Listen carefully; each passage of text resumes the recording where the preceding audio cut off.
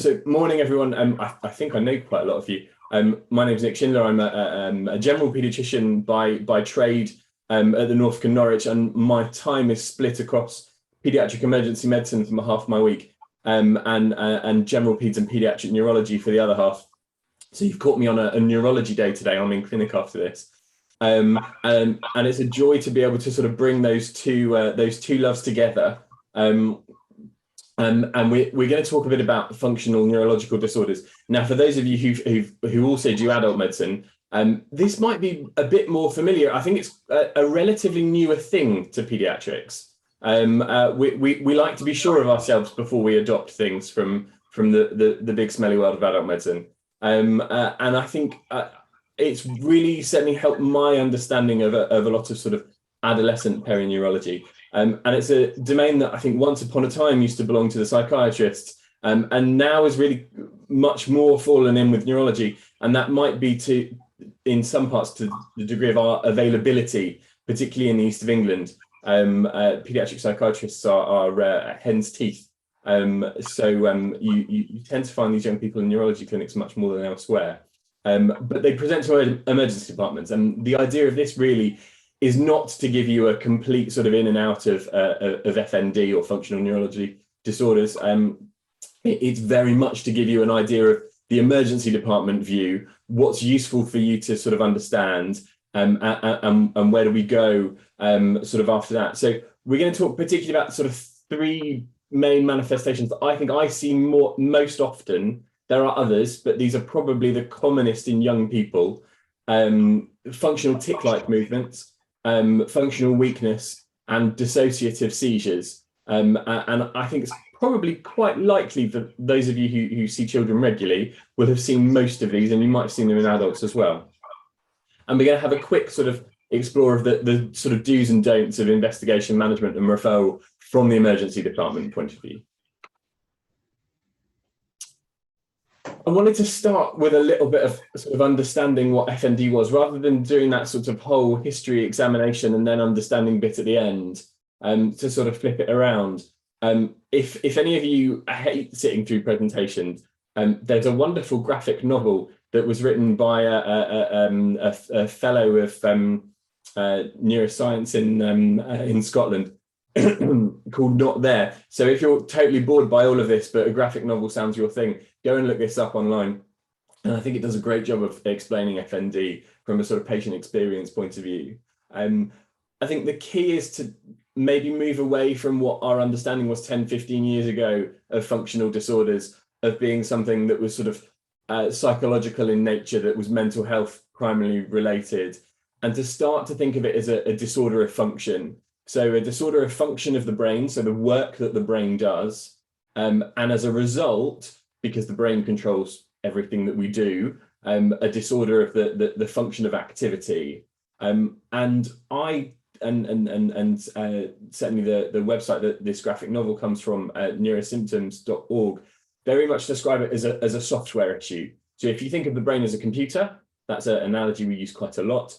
You think of the wiring, the physical squishy bits that you can, well, hopefully not touch, but if you're in a particularly bad major trauma that you might be able to touch, and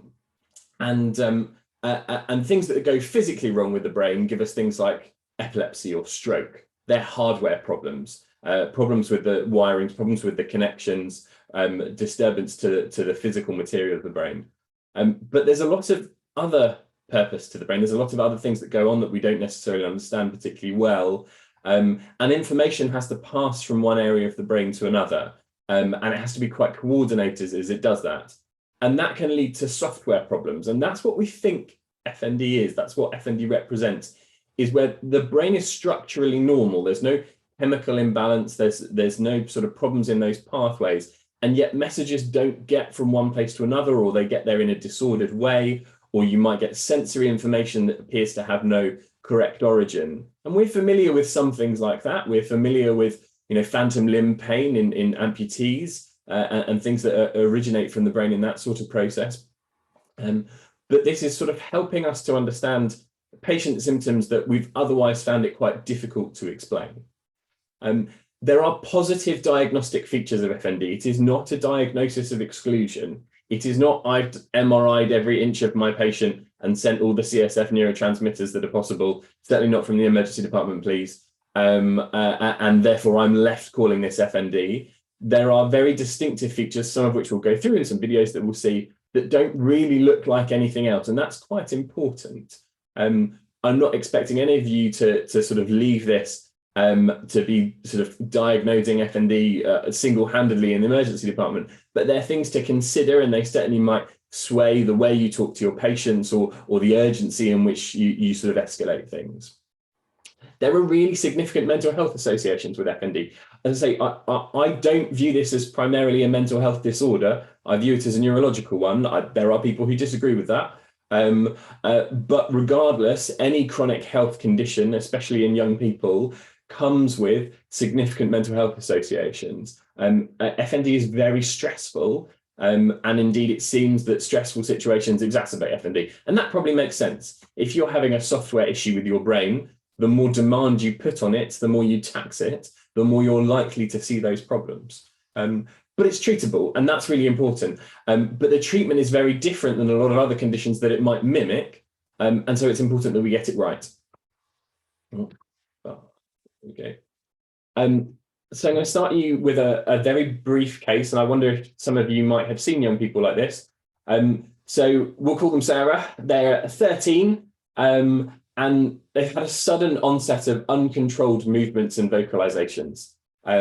Maybe over the last week or so, they might have started a bit sort of, with a few sort of flailing arm movements here or there, a few sort of noises or words, but now they've escalated themselves to the point where, family have brought them into your emergency department because they've been going all evening and they're completely uncontrolled and they're not able to do anything at all. And because of it, they're often unable to attend school. So this has disrupted normal activity. I wonder how many of you are sitting there thinking, oh, I've seen this patient. This has been quite a common phenomena for us, particularly post-lockdowns. A lot of people who I think quite liked lockdown, maybe struggled with school beforehand or struggled with social interactions. And the end of lockdowns was quite difficult because I think we deconditioned a lot of young people as to the coping mechanisms that they had to manage with school.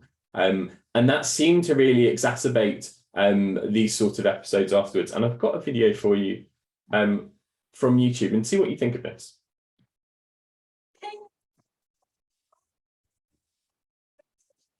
Can you hear the sound for this okay?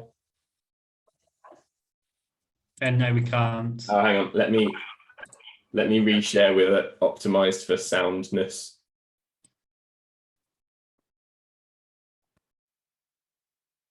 I should have warned you, there's some bad language. Penis! You work in emergency department, so I'm sure you're used to it. Don't touch me. Hi everyone, I'm here with a very special guest today, Baldy, my dad, and we're going to make some chocolate chip muffins. It's actually a blueberry muffin recipe, but chocolate's better. Don't touch me. Don't do that. Ooh. Oh. Don't touch me, please.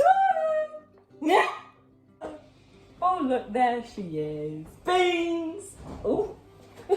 High five me, man, Beans. You crack me up. Wanker.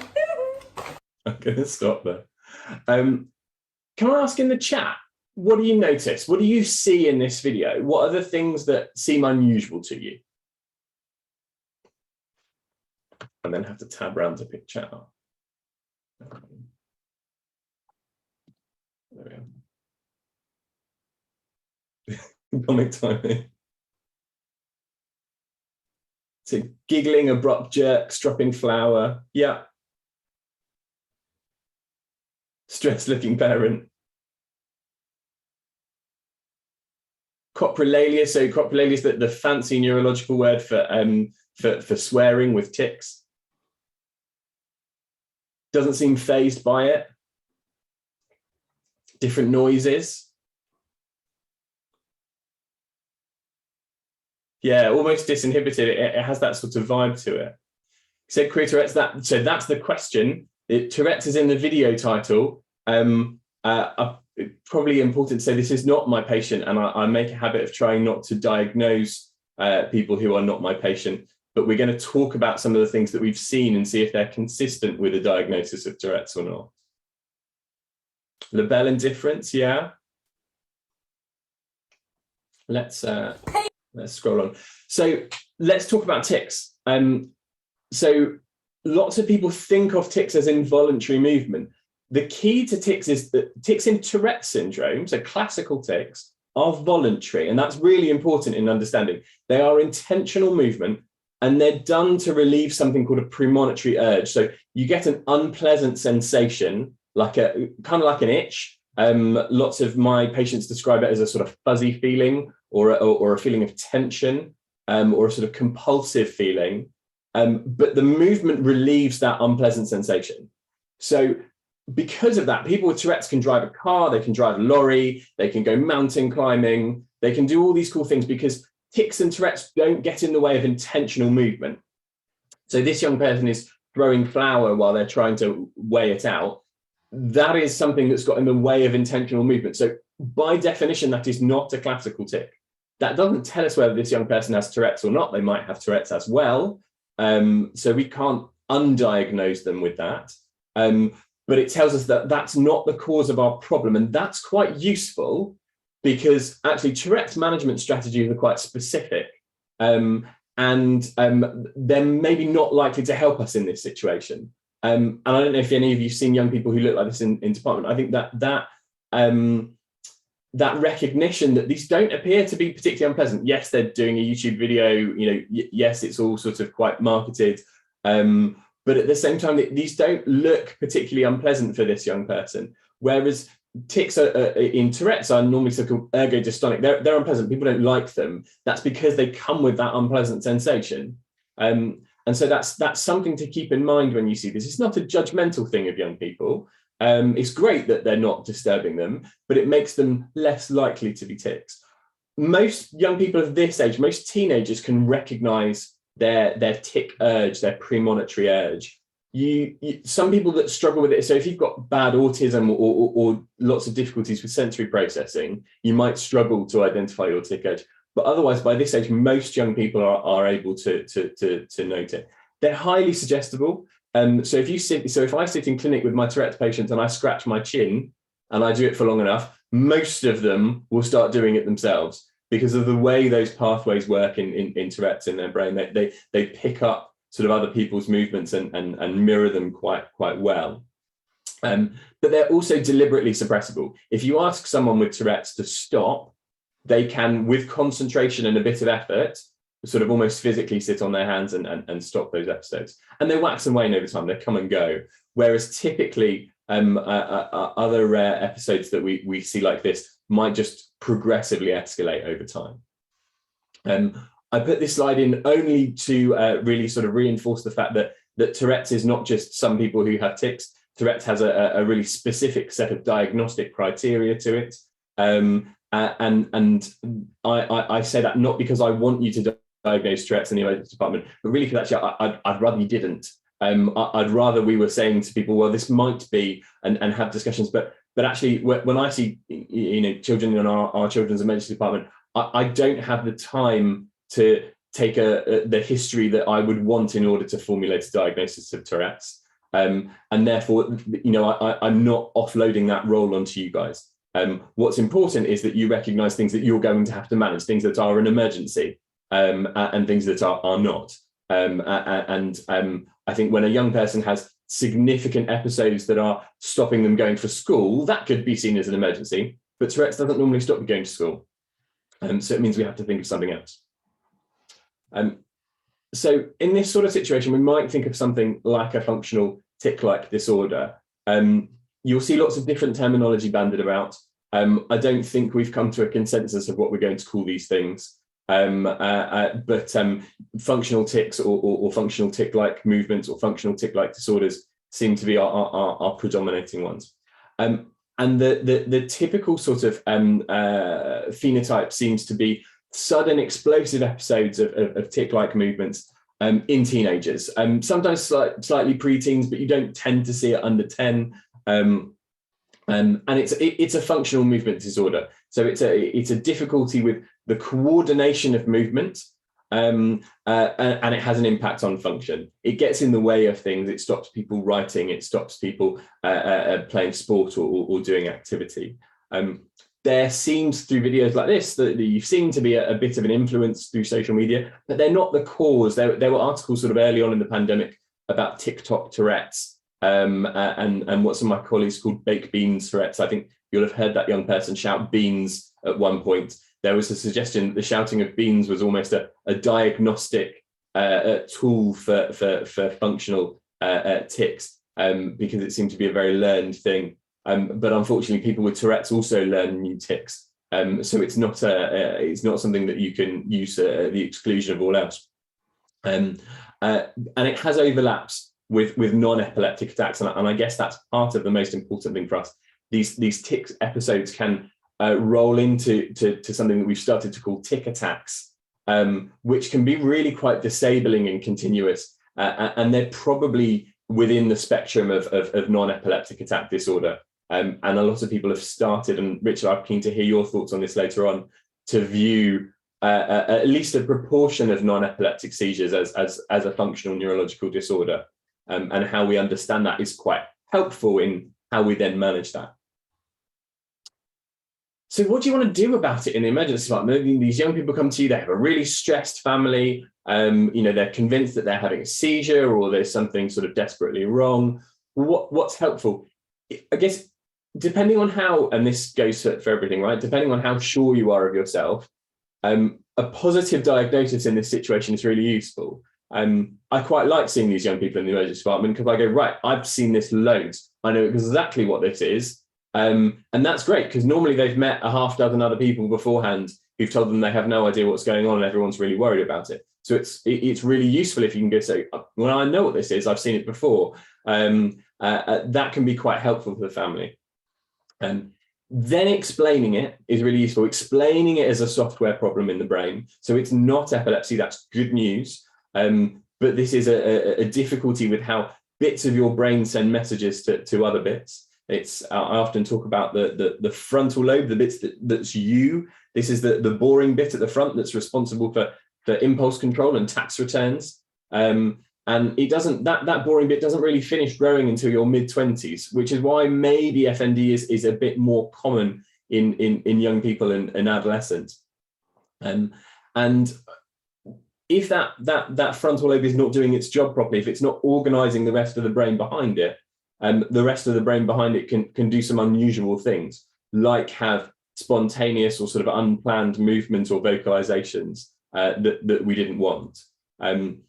And then what's key for me is knowing where to direct them, where you work. Now, these services for young people with functional movements are very variable. And again, we can have a chat about this. Within the East of England, it very much seems to be dependent on your GP and your age and who you see first as to whether you end up with pediatric neurology or CAMS or general pediatrics or community pediatrics. I don't really have a huge opinion on that at the moment. At Norwich, I think it's probably moving more towards pediatric neurology, but that's because we are the available service, but we don't really provide a treatment service. We provide a diagnosis and some information. So it might be worth, if you come across these young people in your departments, just having a chat with whoever's on call for pediatrics and saying, well, where do you send these young people? What can I point them in the direction of? If they're not in a sort of life-threatening situation, point them to their GP. That's really reasonable, and give things time. But if you want to make a referral, then certainly if you're working in Norwich, it would come to me in pediatric neurology through our internal referral service. And then things to avoid, things to try not to do. I've put investigations. It's always really tempting in the emergency department to do investigations when strange things come up, or you call for a bit of advice and someone will gift you handy investigations in order to not take on the work themselves, which is delightful often. But I really would, in a true sort of PEM fashion, suggest that we resist this as much as possible. Unless there's something very specific, unless there's a particular alternate diagnosis that you're concerned about, then in the context of the emergency department, I would avoid investigating these kids. Particularly, please don't send inflammatory markers or throat swabs or ASOT, and things like that, which people have suggested are associated with these conditions in the past. They are deeply unhelpful. ASOT is falsely positive in a large number of school-age children because they have exposure to strep all the time. And indeed, throat swabs are often falsely positive. If you throat swab every child that comes through your department, probably about 15 or 20% of them will be colonized with group A strep in their throats. It's not causing their tics. Please leave them alone. Don't be tempted. Please don't make promises. Don't tell them that Nick at Norwich will see them next Tuesday, because currently we have a 27-week wait, or that sort of everything will be perfect. If you're Alistair Parker, president of the BPNA, or if you've had the pleasure of seeing him have one of these conversations, you'll often hear him tell parents that this will get better and that 50% or more of these children get better as soon as they've had an explanation. That's not necessarily my experience, and I don't quite have that level of courage, so I don't say that. And please, of all possible things, don't treat them with sedating medications. I've seen lots of young people being given diazepam or midazolam or other things, which have an impact on these episodes, absolutely, because if you sedate someone who's having lots of involuntary movements, they will be sleepy and they will go away, because these movements and these vocalizations go away in sleep. They go away when when your brain is resting, but you're not fixing the problem, and you're creating a new one, because you end up with young people either dependent on those medications or dependent on coming to the emergency department for those medications, which is the last thing by far that we want to do. My next young person is Ash. So Ash is a 14-year-old young person who identifies as non-binary. They've fallen off their chair in class and now they're unable to stand up due to weakness in both their legs, and they've come in with the ambulance crew. You might have seen this young person as well. So Richard is nodding at me. They exist all over the region. So they might have been having some strange movements before. They might have had a perception of weakness before. They might have been at home or in another setting, but something's gone on. And now they are unable to move their legs, and this happens. This is one of the more common FNDs in older people as well. As I said, I don't do adults, but this is not exclusive to young people. And this is functional weakness, or could be functional weakness. Now, the number of pathologies that occur in young people to cause sudden onset weakness in multiple limbs is small, and highly important to rule out. If you've got a cauda equina or you've got MS or something like that, you want to know about that, you want to not miss it. But those patients have signs on examination. And this is one of those times where sort of dredging your brain for the memory of a good quality neurological examination is really, really helpful. If you can get into the habit of doing a good neurological examination, and it's, don't need fancy tendon hammers. I don't care if you have a tendon hammer preference or not. Sorry, Jonathan, as long as you don't use your stethoscope, I don't mind. You don't need to do particular fancy things, but we're going to give you two things that you can do that you might do already that are quite useful. So what are features that we see in functional weakness? We say something called collapsing weakness. So if you observe the patient from the end of the bed, you're chatting away, you're taking history, you might see them push themselves up the bed, you might see them sit up independently, you might see them, take something from the side and move about quite a bit. And then you examine them and the weakness seems to come on with examination. That is not because someone is faking it. That is not because someone wants to give you signs. That's because in FND, intentional movement is the problem. Coordinating intentional impulses from the brain that then tell you what to do is the issue, because you have a software problem. So as soon as they're intentionally trying to follow your instructions, you see those difficulties much more. So Hoover sign and hip abductor sign, which I'm going to show you some really good videos of in a second, are ways of getting that movement to come back in a way that you can reliably examine. And that difference between examination and observation is really important. Now, sometimes there is a difference in examination and observation because the person doing the examination isn't very good at it. And sometimes it's worth taking your time or coming back to these or asking a colleague to look at this patient as well, because I don't want you to feel like you're making sketchy decisions based on what can be quite a challenging examination. But these might be useful things that you can do. Press this heel into the ground as hard as you can, that's normal, and push this heel into the ground as hard as you can. That's weak, okay. And then just lift this knee up for me, keep it in the air, stop me from pressing down. Focus on that leg, really stop me from pressing down. And when we do that, you can feel that the right leg returns to normal. Mm-hmm. Okay, that's good. So this is called Hoover's sign. I don't know who Hoover was. Apologies. Maybe Jonathan, with his great neurological knowledge, or Google whilst we're talking about this, can tell us who Hoover was. And you can do this in the bed. Described in 1908. Go on, Richard. In 1908 was the original paper. Interestingly, I only found that out yesterday. Amazing. Thank you very much. So you can do this in chair or you can do this in the bed. And what you're doing is, so obviously it doesn't work if weakness is bilateral, but if you've got a unilateral weakness, so you're getting the patient to resist your movements on the normal side.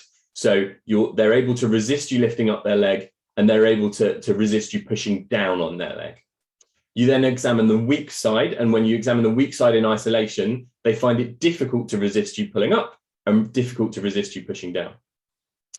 What you then do is examine both sides in opposite directions at the same time. So if you want to raise your left leg, if that's your normal leg, then as part of that movement reflexively, you don't think about it, but as part of that movement reflexively, you push down on the right leg in order to give you the leverage to get your left leg up. And so we're bypassing that intentional movement, and therefore we're seeing the true power of that leg away from the intent of what the patient's brain is able to activate. And so you're trying to get the patient to resist you on the good side, on the side that's got movement, and then you can move you can get them to resist you at the same time on the other side. They will resist you automatically without intending to, and that's quite useful. And you can use that to show patients, because you can't fake not being able to do that. And that's what's really important about these. These patients aren't putting it on. These are real symptoms and real signs. And so this is a useful way of being able to explain that to the patient as well. This is the hip adductor sign, which is similar. So can I just get you to push against my hand here? We can see that when we do that, you're stronger than I am, and I can't push that knee in. And then let's try and do the same thing with this knee. So stop me from pushing in, push out as strong as you can. But I'm winning there, pushing your knee in. Let's go back to this side. I want you to push out again as hard as you can. Really stop me, push, push, push, push, push. Now when we do that, we can see that actually what's happening over on the right side is that it's become much stronger and I can't push the knee in now. Mm-hmm. So it's brought out the automatic movement. So you can do this to yourself, sat in your chair watching this. If you try and push one leg outwards, you try to abduct one knee outwards against your hand, with your other hand against your other knee, you'll feel your other knee move towards your hand, because you can't abduct one side forcefully without abducting the other, because your body braces against it. So again, you're pulling out that movement. The other thing to do as part of this is reflexes. You will either see greatly exaggerated reflexes, which is not a sign of an upper motor neuron lesion in this case, or normal reflexes, because the pathways are all still intact. If you do this and there are genuinely absent reflexes, then you need to rethink your diagnosis. We've recently had a young person with MS, who I think the GP was concerned that a lot of difficulties were functional. They were on our waiting list to be seen. They came into our emergency department because mum had found her just unable to get herself dressed in the morning. She wasn't really making much of a fuss, but was just trying to get dressed and wasn't able to do it.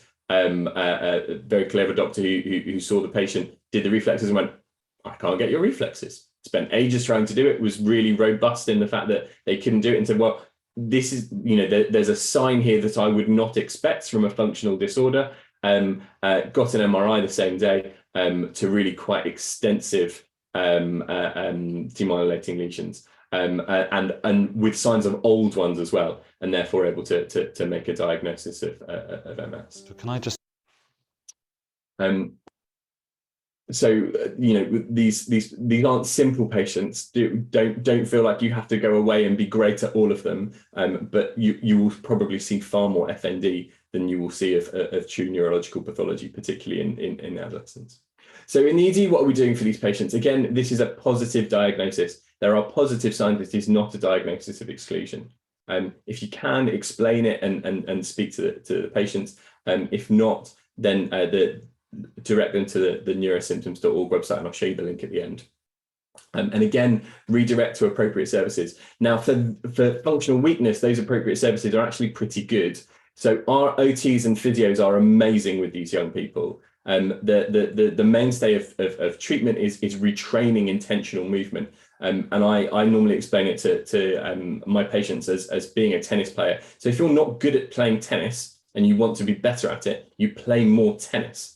And that makes your brain better able to do those movements. And that's why we get them to spend time with the physios and OTs to retrain those intentional movements and to sort of replumb those pathways in the brain, and strengthen the use of that software. And often they respond really well. There might be other difficulties in association. That is not my problem in the emergency department. My problem is getting them to walk so that they can leave. Try not to send home patients that still cannot mobilize. Please try not to put them in a wheelchair. If they can't mobilize in your department, then either they need to see physio whilst they're there, or they need to come in for us to have a further assessment with them. Please don't over-investigate them. If they've got good reflexes, they don't have cauda equina, please don't send them for an urgent CT of their spine. That bit of things is important. Again, please don't make promises that everything will be better first thing in the morning. And please don't make assumptions again, about sort of, these young people are not faking it. I'm sure there are some patients who are faking it. I'm sure that happens. It must do. We all, when we were kids, told our mums that we had tummy pain because we didn't want to go to school at some point. That happens. It's rare that those young people then end up in the emergency department, hopefully. So whilst it does happen, it is probably not the vast majority of these young people. So please be careful of that assumption. And then the last one before we finish is Summer, who's 14, who's had prolonged episodes of unresponsiveness. And they describe being aware of what's going on around them, but not being able to interact with them. And sometimes they might have some strange movements. They might have some movements of their face or of their hands, or sometimes not. And you've probably all seen these patients as well. They might happen when they're at an after-school club, or they might happen in school, or they might happen at home at the dinner table, or doing other things. Quite often, parents will say, I hadn't heard from them for a while. I thought something was unusual going on. I went to go and see them, or we were watching TV, and they stopped responding, or something stressful was going on. We were having an argument. We were having a disagreement. They didn't want to go to school, something like that.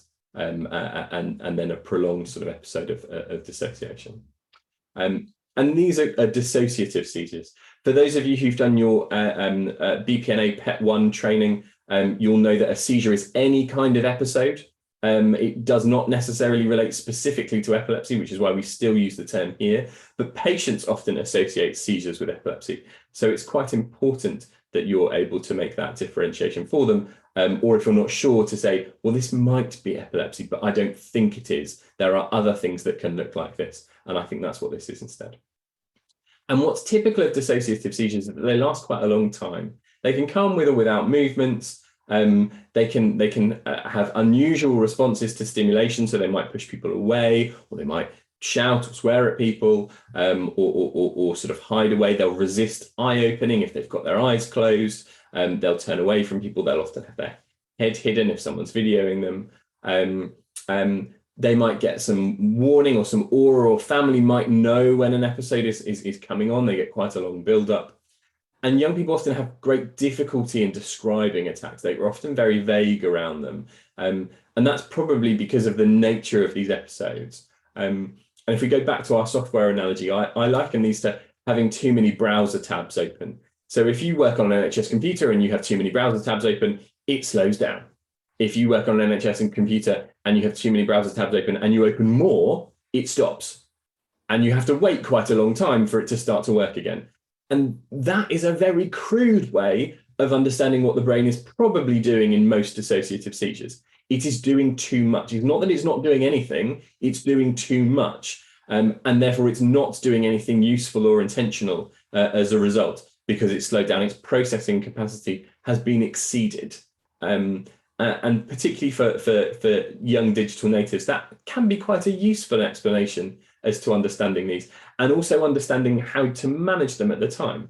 If you have too many browser tabs open and everything is slow, the worst thing you can do, or that your consultant trying to fill in your e-portfolio can do, is to continually click on more browser tabs, because it will make it more slow. So if you are having a dissociative seizure and your dad is going, come on, open your eyes, talk to me, stand up, squeeze my finger, and giving you lots of instructions and lots of questions, every new ask of that young person is an additional browser tab. It's something new they have to think about, they have to process, they have to understand the language, they have to plan a response.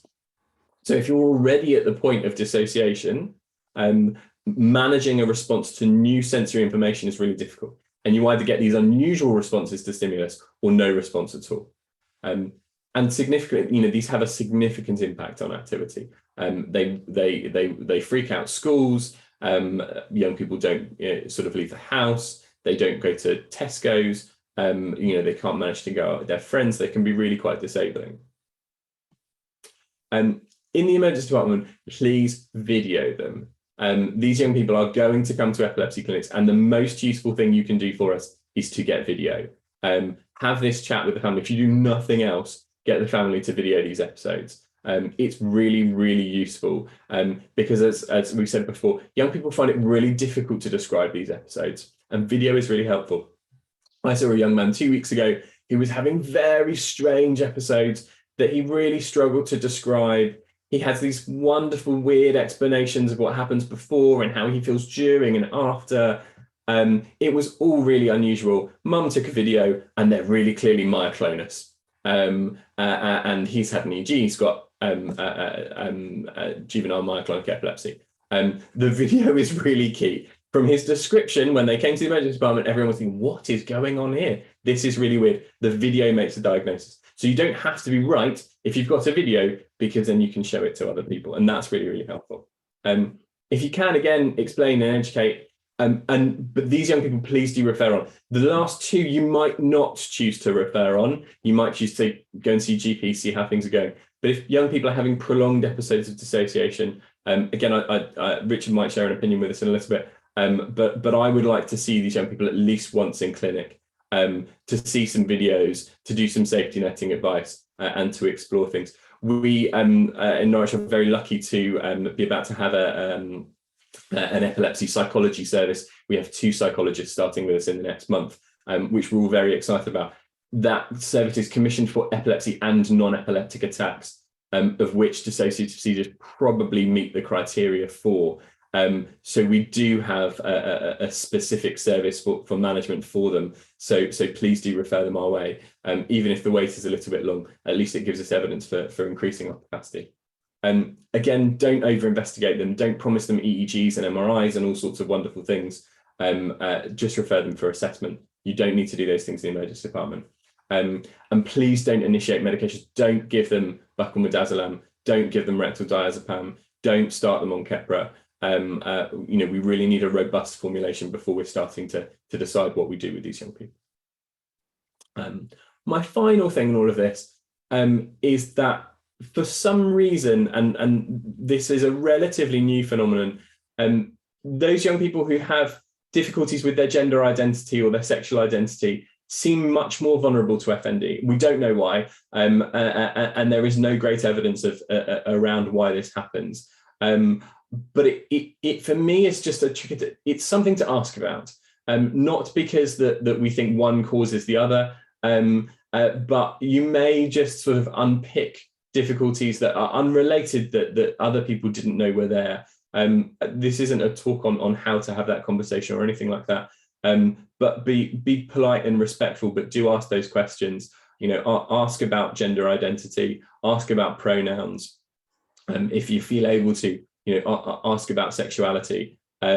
I think sometimes that enables us to make a connection with these young people, and that aids those conversations and helps that understanding. And it, you know, in some ways, I would hope that as pediatricians we do this with most of our patients with chronic conditions.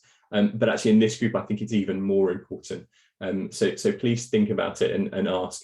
And certainly don't dismiss it as a purely mental health condition. You know, we know young people who identify as a different gender to that assigned at birth, and young people who are gay or bisexual or asexual have greater incidence of mental health conditions. That doesn't mean that's what FND is. So please try to avoid, if you can, those sort of labels and that stigma and those assumptions. But do ask the questions. And see if there's other services that you can point young people to, or other things you can explore.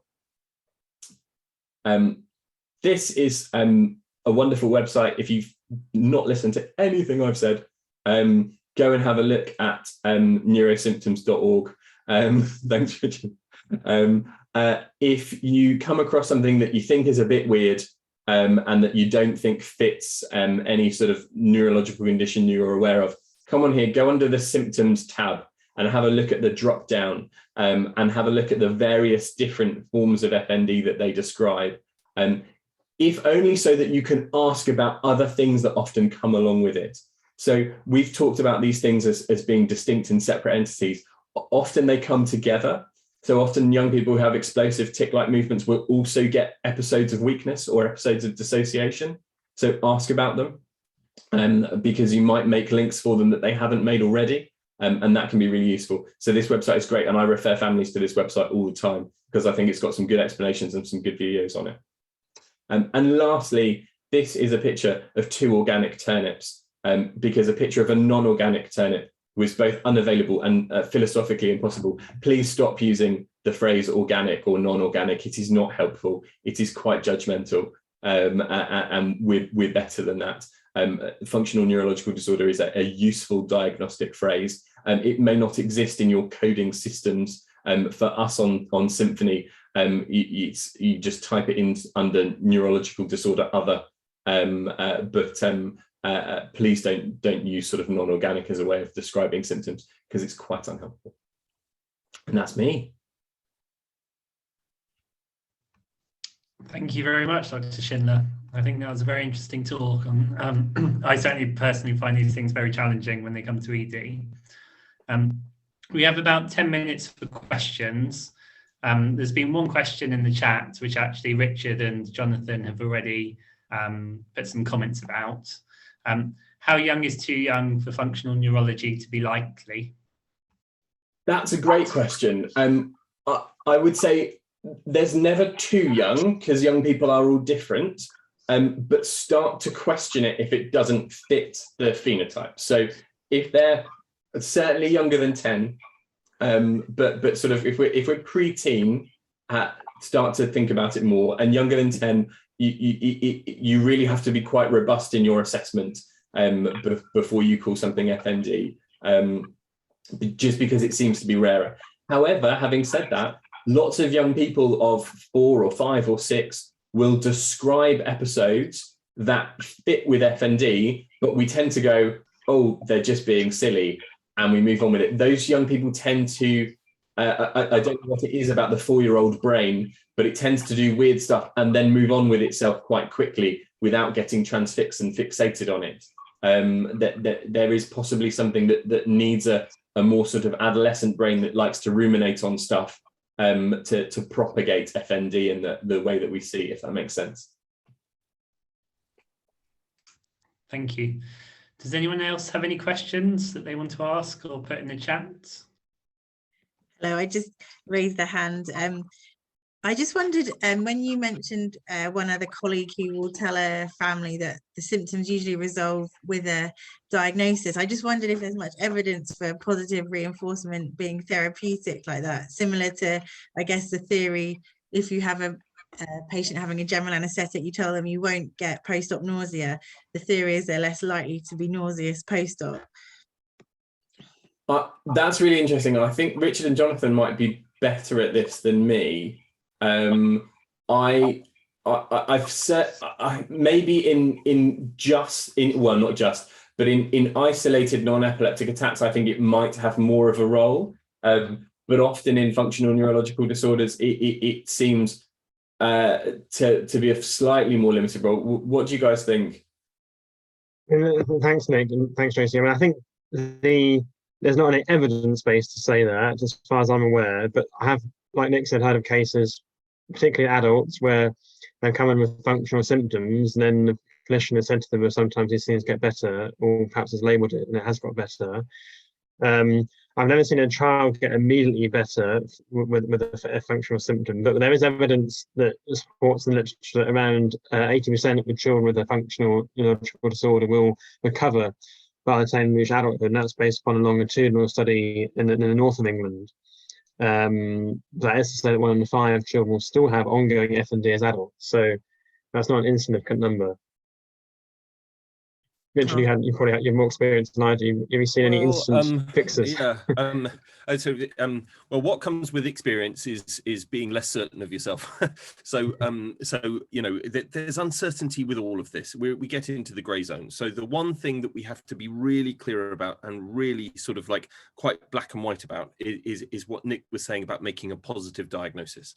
So we see something positive and we make an absolutely clear diagnosis.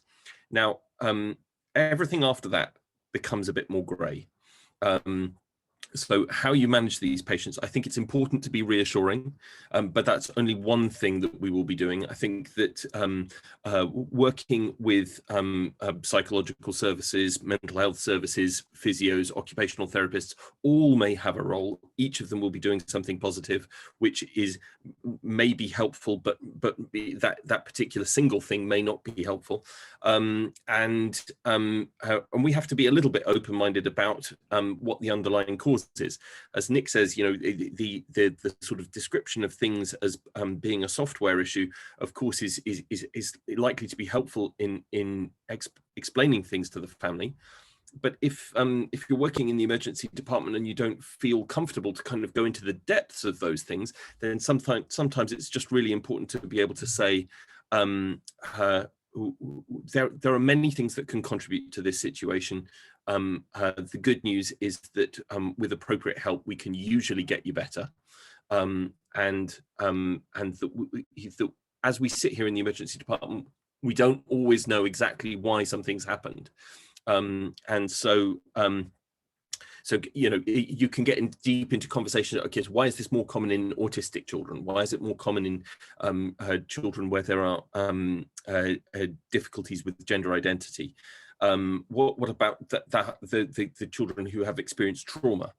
All of those are kind of complicated issues, but that's not really your role in the emergency department. You've got to say, we don't know about the things that have underpinned this. That needs to be unpicked, and that will come later, but I'm just really confident of the diagnosis. On the specific question of whether you can help the situation by being reassuring, saying, this may get better. So I think that's my experience, that sometimes that is helpful, but certainly not all the time. So I think, we recognize that most causes of pain, we can make 40% better with reassurance and sort of simple psychological intervention. And that whether you've cut someone's foot off with an axe or whether it's a sort of functional pain disorder, we can make pain better to a degree. With psychological intervention. So I think that's what we're after. I think that we need to be reassuring. I think we need to talk about support without fuss, but each of these individual things isn't necessarily going to be the final solution. Do you find in an acute setting with a non-epileptic seizure, sort of, I've heard people suggest to quietly talk to the teenager or younger person, rather than doing the kind of, hello, can you hear me, shouting and trapezius squeeze, GCS, just like talking to them very quietly, directing them, reassuring them that this will finish soon. And yeah, and what you're doing, JC, in that circumstance, you're also role modeling for the parents.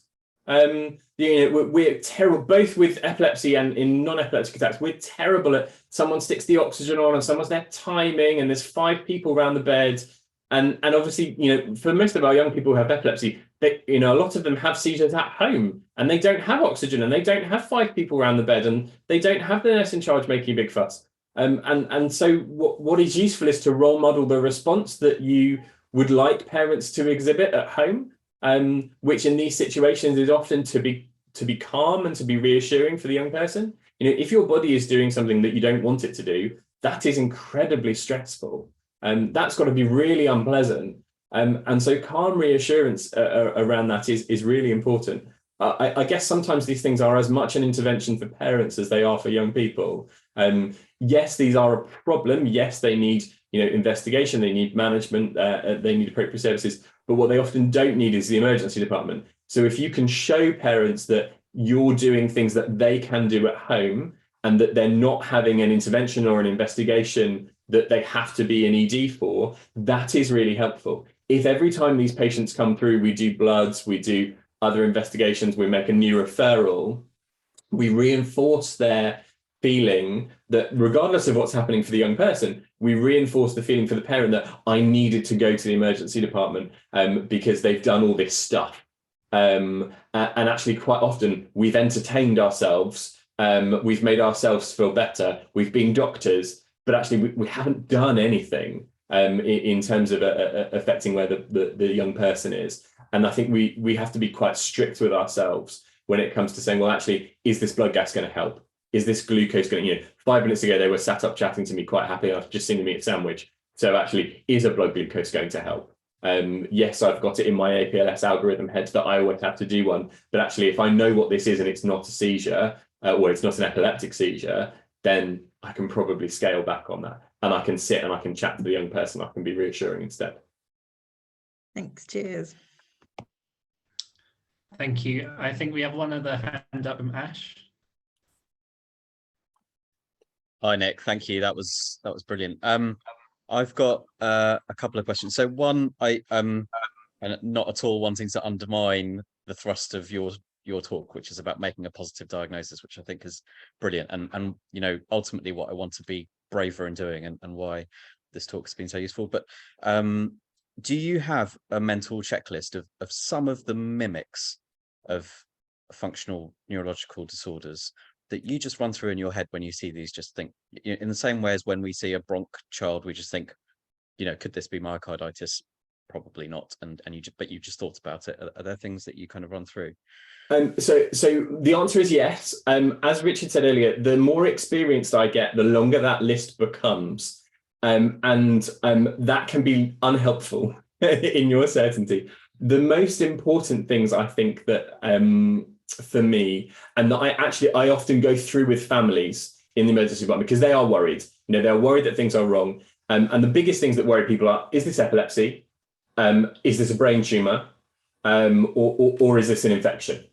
And those tend to be the 3 things that I go through from an emergency department point of view that I don't want to miss. I don't want to miss a prolonged epileptic seizure. I don't want to miss a brain tumor, and I don't want to miss a CNS infection. So from that point of view, I think history can really help. So if we're worried about epilepsy, well, prolonged epileptic seizures that last for an hour or 2 hours often come with a really significant sort of post-ictal period. Now, if a young person has a really prolonged episode at home and they come into the emergency department after 2 hours and they're sat there eating a sandwich, chatting away, it is highly unlikely that they've had a prolonged epileptic seizure. Not impossible, but unlikely.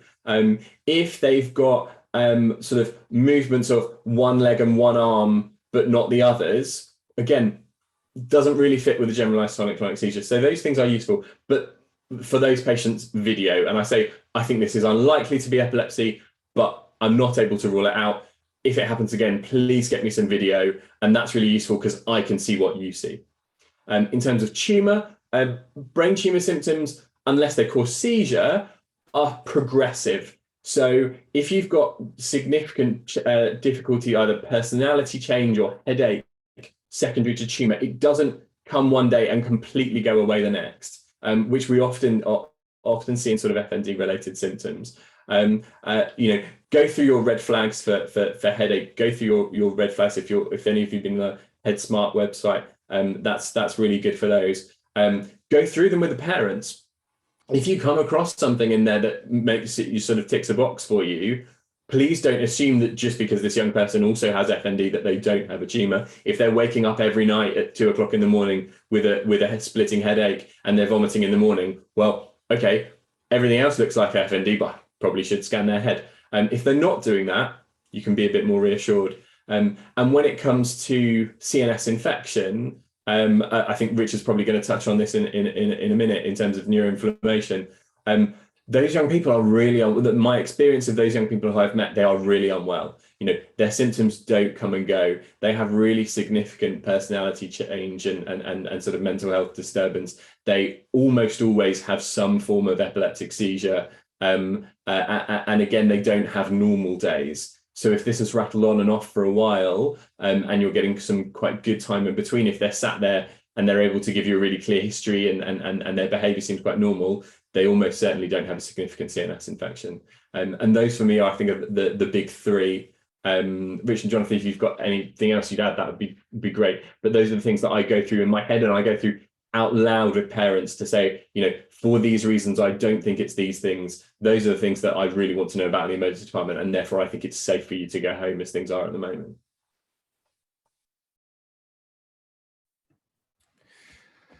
Yes, yeah. I mean, there's also a degree of pattern recognition, isn't there?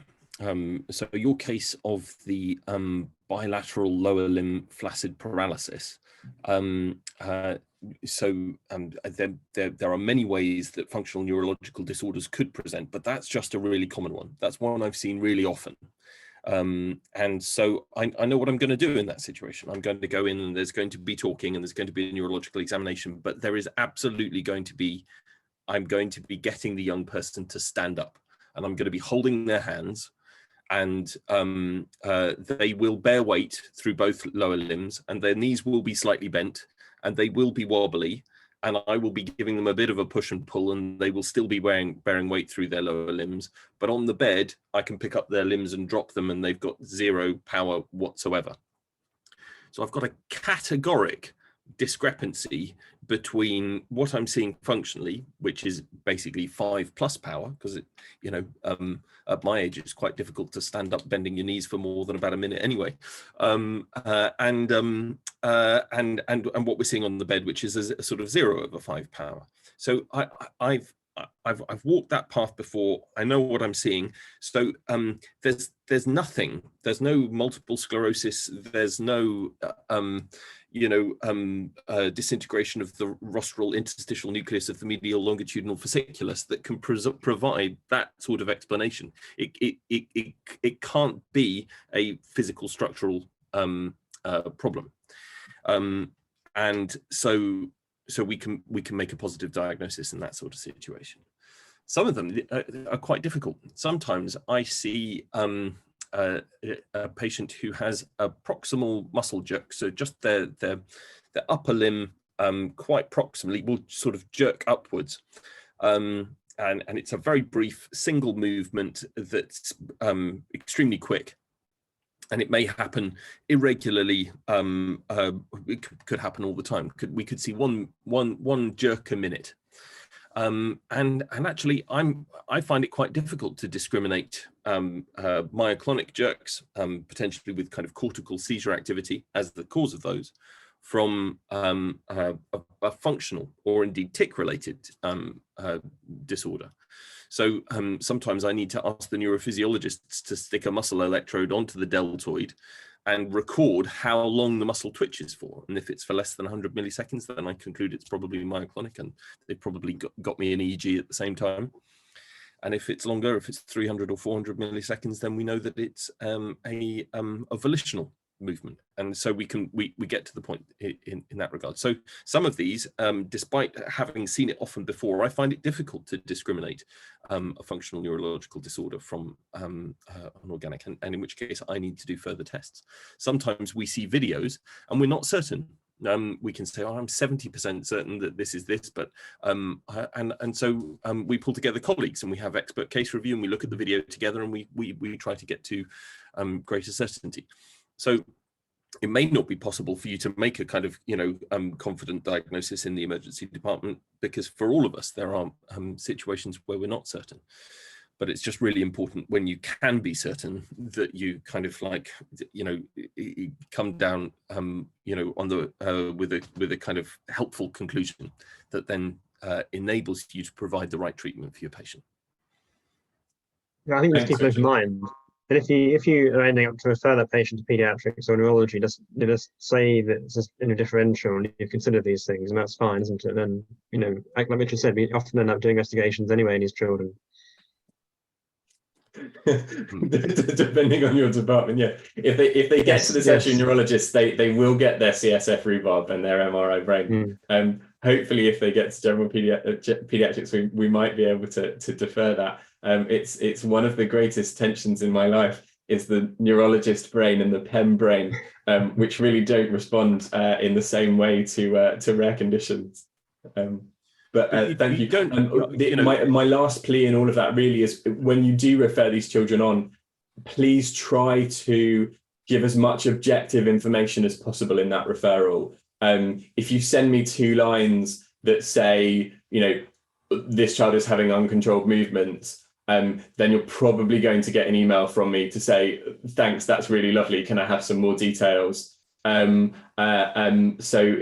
more information is useful, even if you're just copying, pasting your clerking and sort of history and examination stuff into referral. That is much better than sort of 2 lines. So please give us as much information as you can. Okay, thank you. I think Ash just has one final question before we move on to the programs talk, if that's okay. Have we got time, Richard? Is this going to? Always got time for you, Ash. Thank you. I think one of the other things that I was curious about is around, as you say, these patients, when they come to us, they're incredibly distressed. They've seen multiple professionals already. We've got a limited time in the emergency department. What we really want to do is to make a positive diagnosis, signpost the right things, but also to help them to stay the course. And I don't know, I think you've sort of suggested a few things that I suspect would help for a week, maybe, or 2 weeks. And then, if the pathway isn't established and it's going to be 6 months before they see you, for example, Nick, are there things that you can do, or things that you would suggest we do in the emergency department when we really are making a positive diagnosis, that are really going to help that family for that 6 months and address some of the distress that's underlying their presentations? So it's a great question. I think we all have to accept, particularly in the ED, sometimes that we cannot fix this. And there might be another 60 children waiting in the queue. And therefore, it's really important to provide the information you can. That neurosymptoms.org website is fantastic. And I give that to all these families, and you can give that to them from the ED.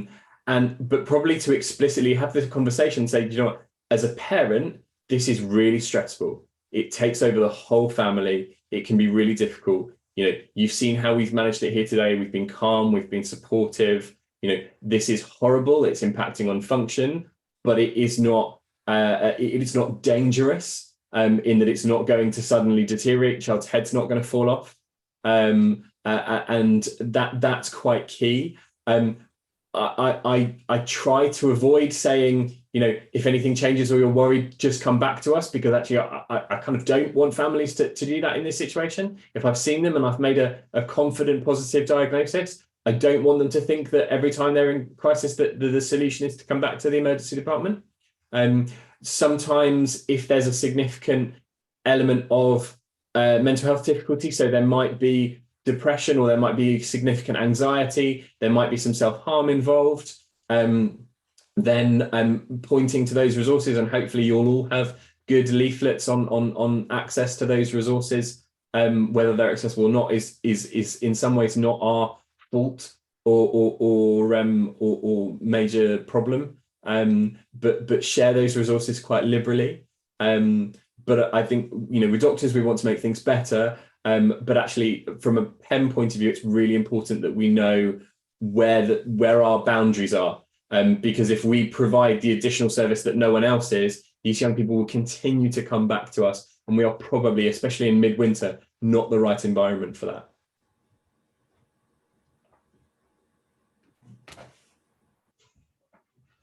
Excellent. Well, I think I speak on behalf of everyone to say thank you for an excellent talk. That was very useful. A couple of very small points. I've put the feedback in the chat if people are happy to fill that in at some point, and also our GoFundMe page, because again, we're not funded by anyone. We just rely on donations. And there's been a couple of quick questions about a recording being sent out. Once it's available, we'll let you know in the WhatsApp group. So move on to the second talk of the day, led by Dr. Brown. And I think Jonathan, are you still grid, Jonathan? Or are you a consultant now? I don't want to say the wrong thing. I'm not quite a consultant. No, thank you for James for giving me an honour. We're not quite yet. Nearly there. Almost neurology grid consultant.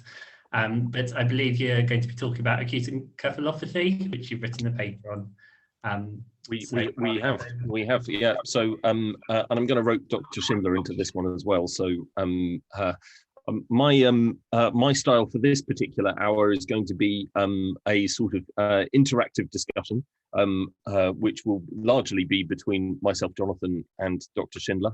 But really happy actually for others to chip in with thoughts. So, you know, when this talk was advertised on Twitter, then somebody who can't be here today but will be watching the recording later on said, oh, you know, I really want to watch that recording because there's things I really need to learn. So Nick and I asked, tell us what you'd like to learn today.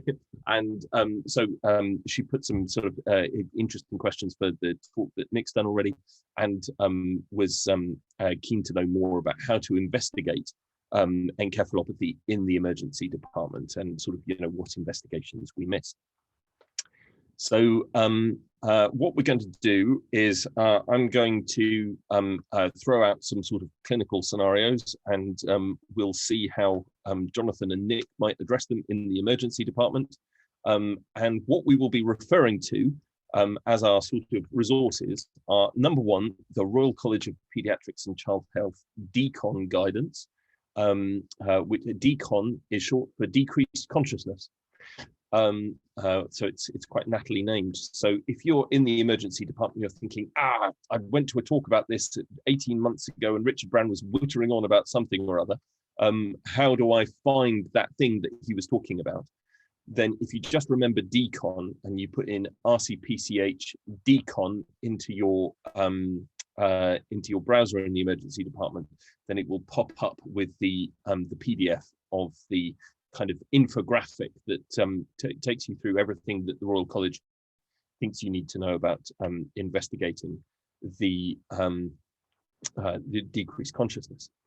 And what we did when we wrote our paper, which I happen to have with me here, so this is Pediatrics and Child Health from April 2021. So there is a paper authored by Jonathan with my kind of usual backseat support, in which Jonathan has gone through the DCON guidance and then sprinkled it with his insight and wisdom. And there's a couple of things that I wrote as well. So it's really I would encourage you at some point to read the paper, because it'll flesh out the sort of things that we're talking here. But in a nutshell, what we're going to think about are history, examination, and targeted investigation, which I guess is really the kind of the whole of medicine, isn't it? So I'm going to think about a couple of maybe 4 scenarios, and we'll think about how we would investigate them. So, Jonathan, are you ready for me to throw you clinical scenarios, and you can tell me what the DCON process would yield? It's a safe place, Jonathan. We can try. I should let everybody in the audience. This is not completely prepared. This is all ad hoc. We're winging it. We're winging it. We're absolutely winging it. So I have seen all of these patients. So so I know what the answers are. But I guess the question is how do you sort of structure your assessment, and what are the things that people commonly miss? And we'll bring that out. So my first patient is a 20-month-old girl who is comes into the emergency department because of abnormal behavior. And when you get there, her mother is with the girl. The girl is sitting up on the bed, and the girl is looking like this.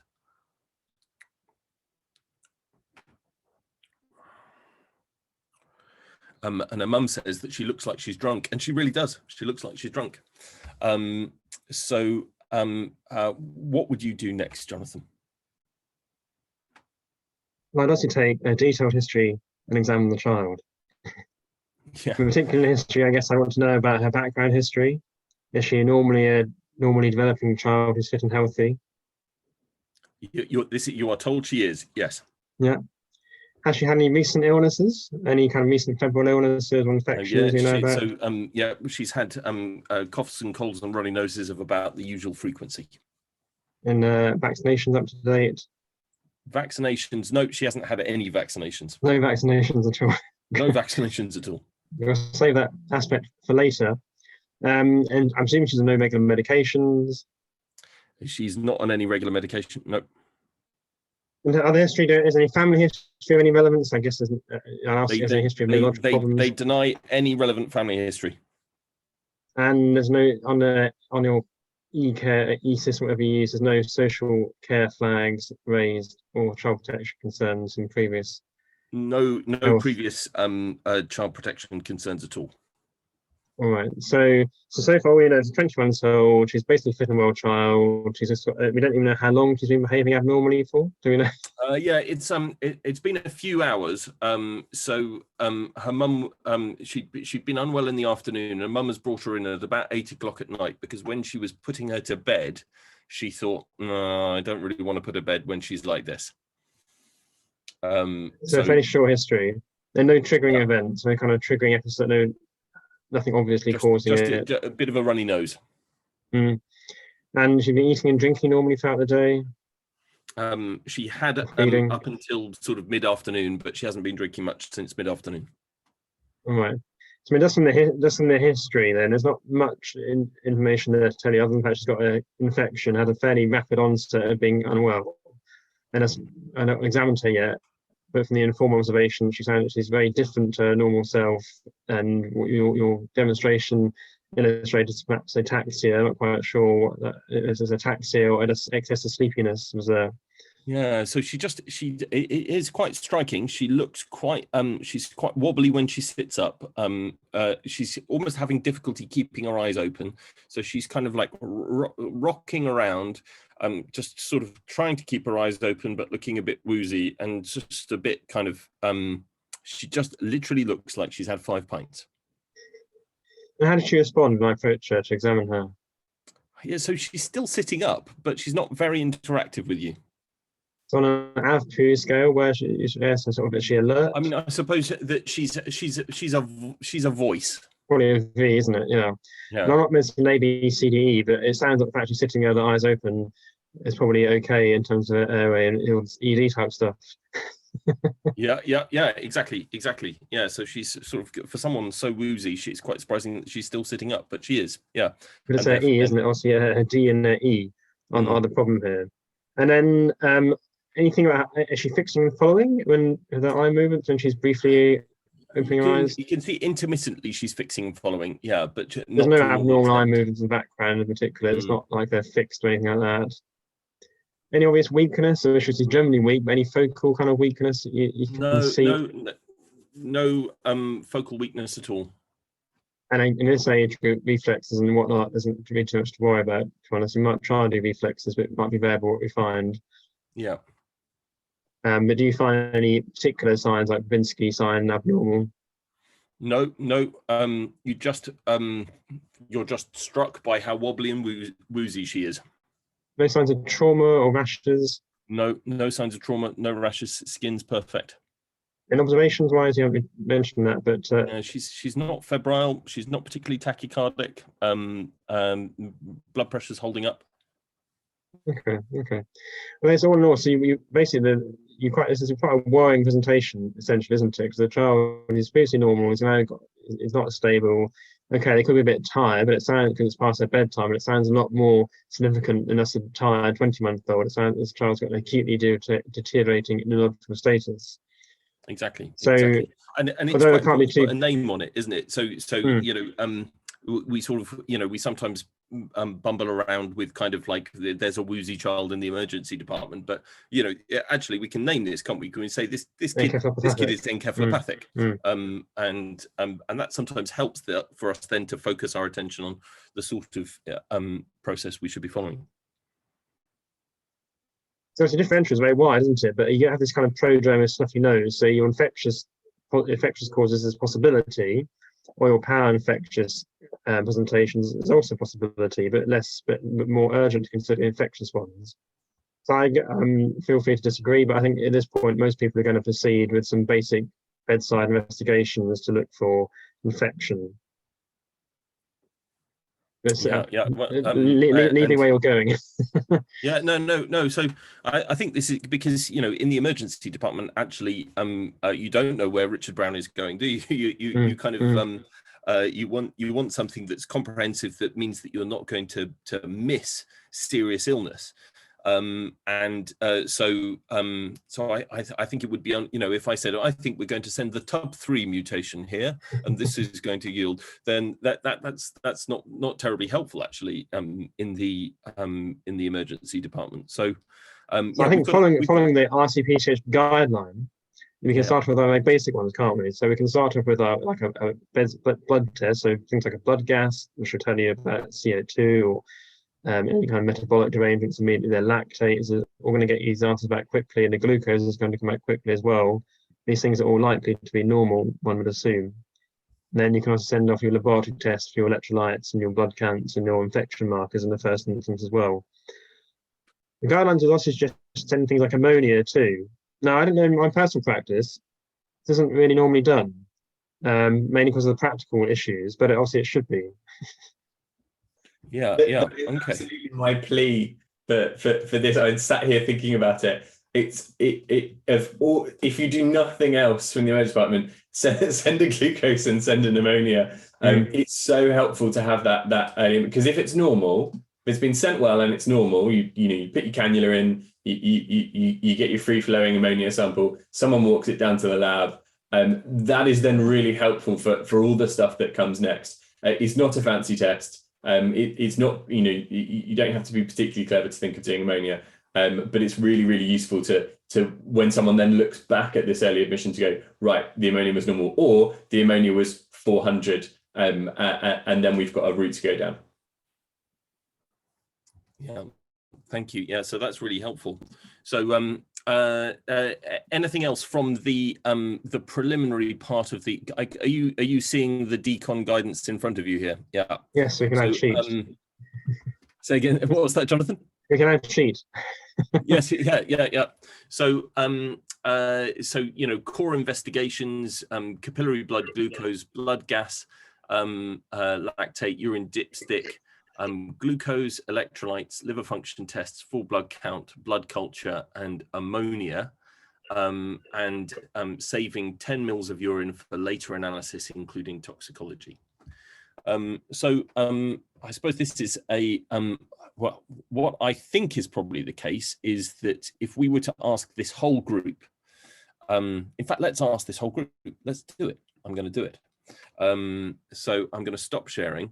And if you can all put in the chat now, the 2 tests that we've just talked about that you think you might less commonly be organized in the emergency department in this scenario.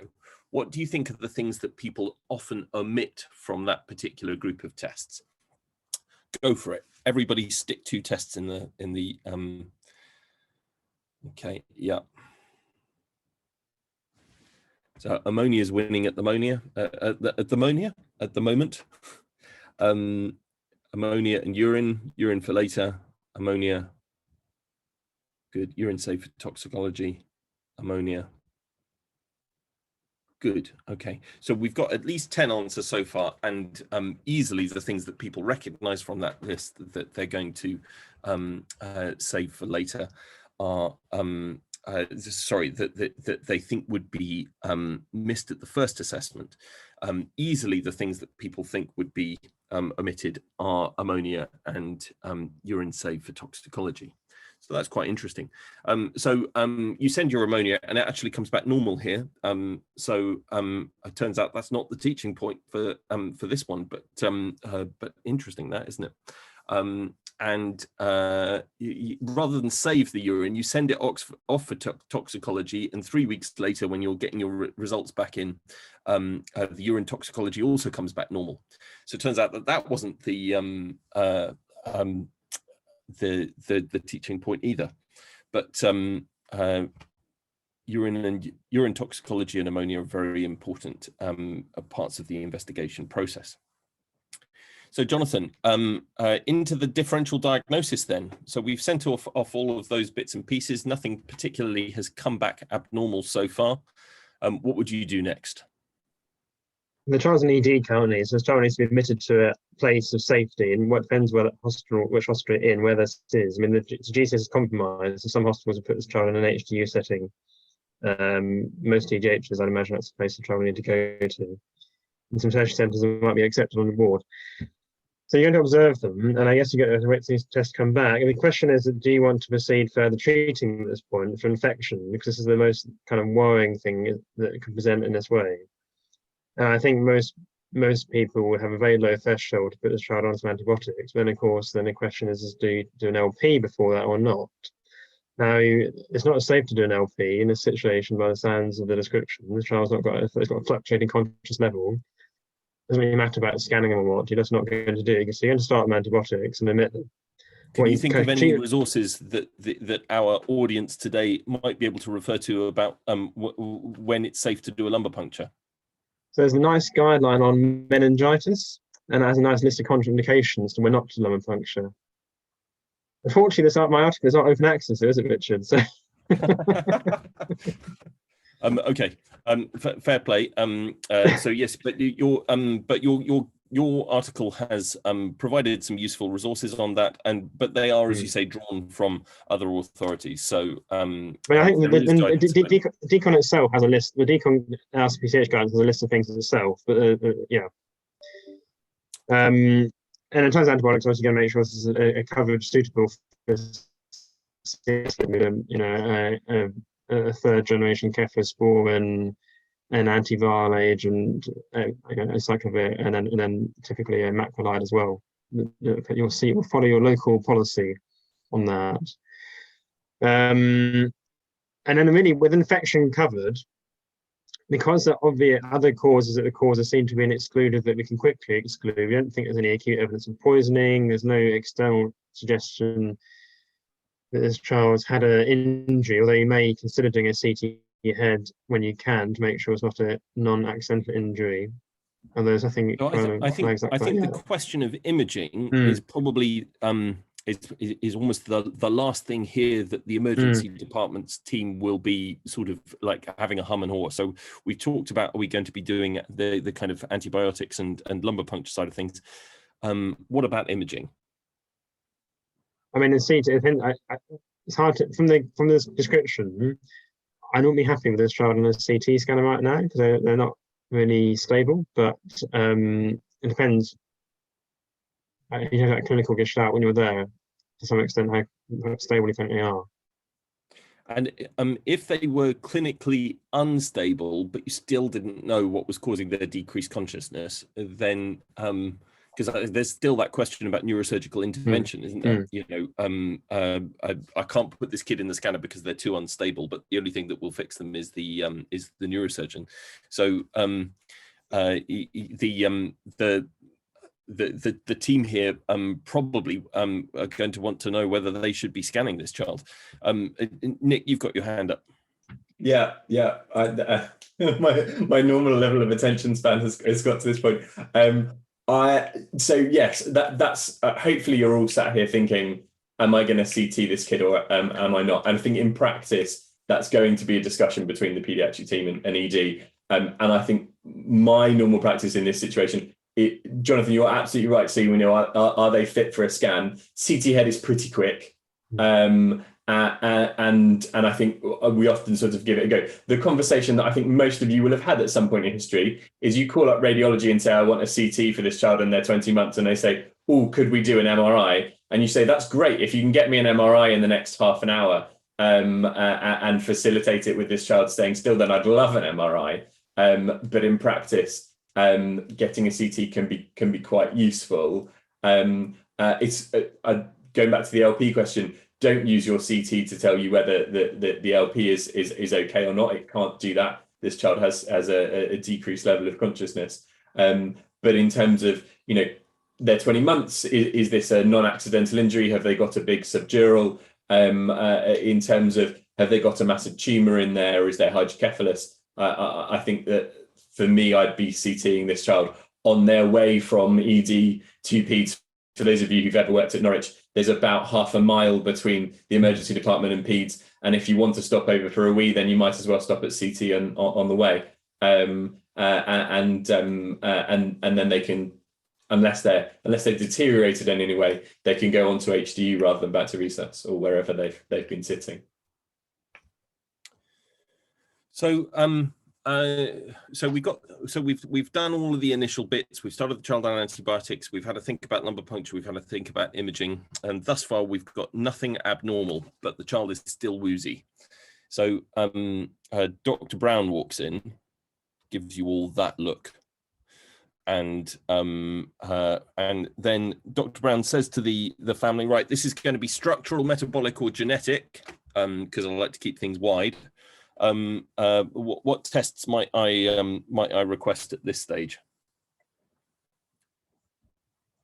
If the child is stable enough for the LP, if they're not so fluctuating the GCS, and the LP might be on the cards, you've got which you can do at the same time as your MRI scan and the GA, presumably, which is what they're going to need to look for any unusual inflammatory causes. Scan, the MRI scan and the LP turn out to be pristine.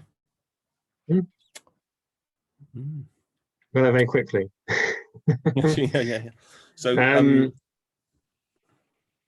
metabolic wise, it depends how long the child's been in hospital for. If this is the next day, maybe not quite yet, but of course you may wish to start sending other metabolic tests with things like organic acids and plasma amino acids, or the long list of tests that neurologists like to recommend for rare metabolic disorders. But so far, there's nothing really too much to indicate that in terms of they have a normal scan, a normal developmental trajectory so far, but it's not excluded. And yet, you send your plasma amino acids off, and the child, it turns out, has maple syrup urine disease. And indeed has a cousin with maple syrup urine disease, which they didn't tell you about. And the family are consanguineous, which they didn't tell you about. So you eventually come to the answer for your woozy baby quite a long way through the RCPCH decon guidance, but we've had a kind of a good look at that sort of initial emergency department presentation. I'm going to give you another case now, and this one will be a bit quicker. You have a 10-month-old baby who comes into the emergency department. There's been a fair bit of interaction with pediatric services before around blood in the urine and blood in the poo, sometimes blood in the vomit.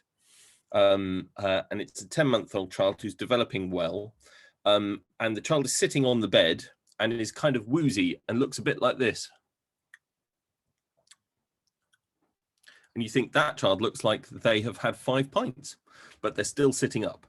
Shall we, let's pick on Ash. So Ash, will you help me with this? Yeah. So bearing in mind the fact that we've just run through this almost exact same scenario, how would you approach this situation? Very similarly to Jonathan. So history, exam, think about some investigations. So but when, yeah, when I talk about a history, so 10-month-old baby, lots of interaction with pediatric services, blood in the poo, blood in the wee, blood in the vomit.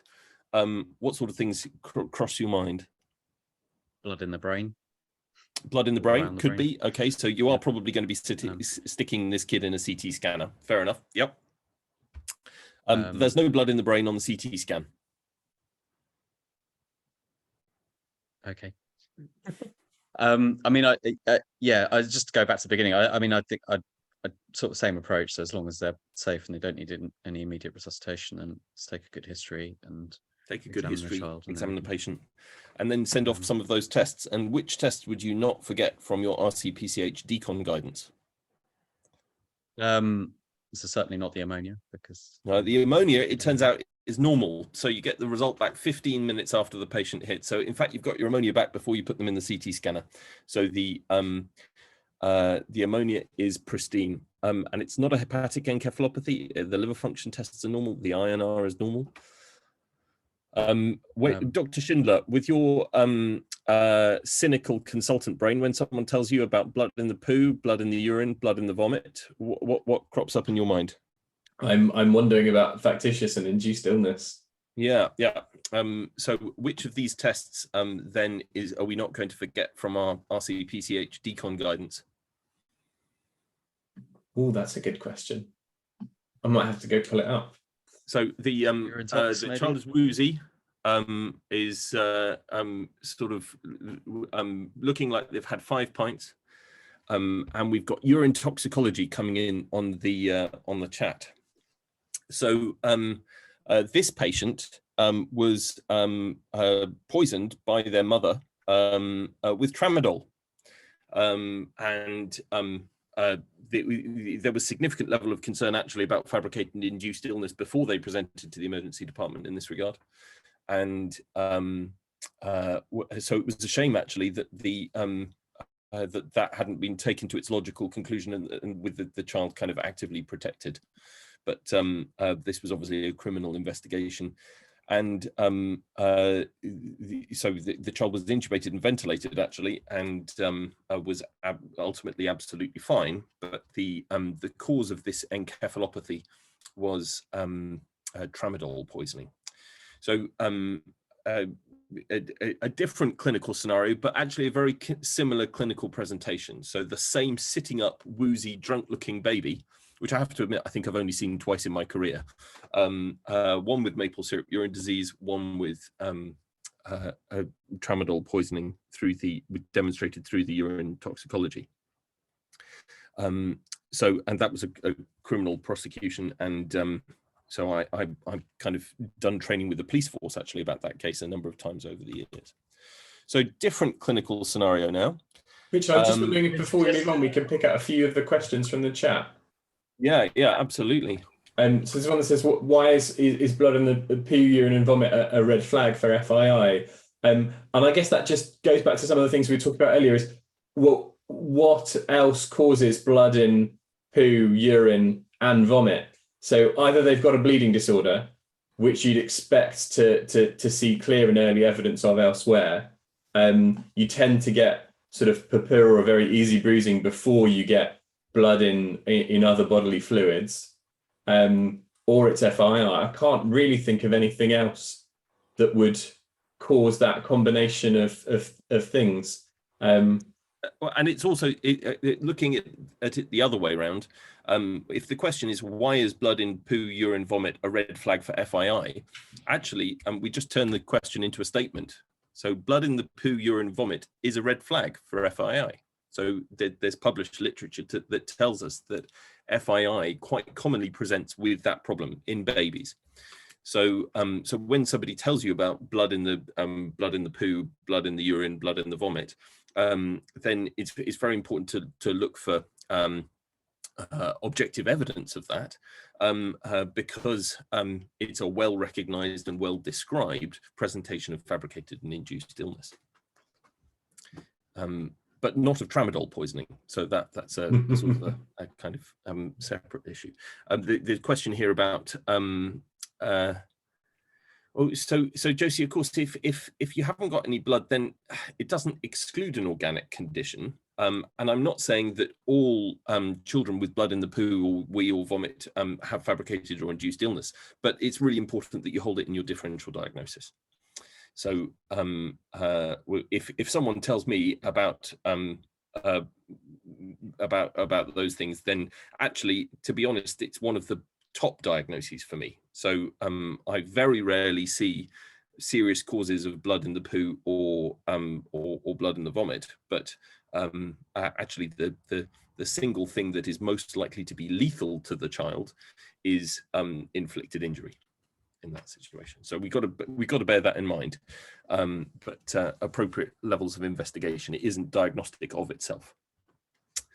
And Thomas has asked, how did that get teased out 3 weeks later on urine? So that's correct. So the urine sample, so the question of tramadol, of course, emerged weeks later once the child had been discharged back into foster care after a period of time on the intensive care unit. But no, I'm trying to say most EDs do have point of care. I mean, PM guys are telling me better. There's point of care tox testing in lots of places, isn't there? For It's not nearly as available as on occasions you would like.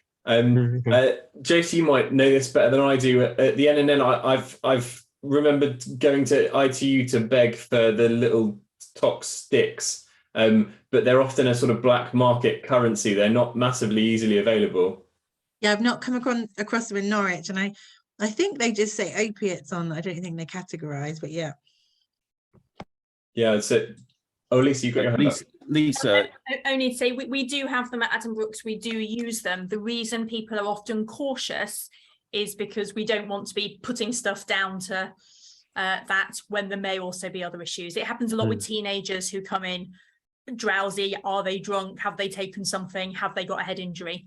Actually, if they're drunk or have taken something, they may also have a head injury.